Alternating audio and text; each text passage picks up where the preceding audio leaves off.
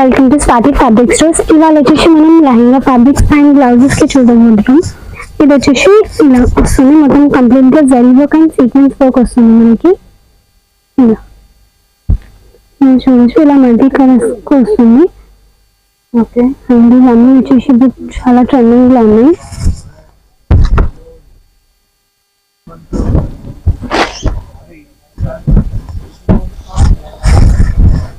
ఇది వచ్చేసి మనకి నెక్స్ట్ కలర్.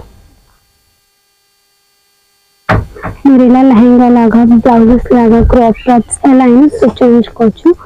అండ్ ఇది మీరు శారీస్ కి కూడా స్టిచ్ చేయించుకోవచ్చు.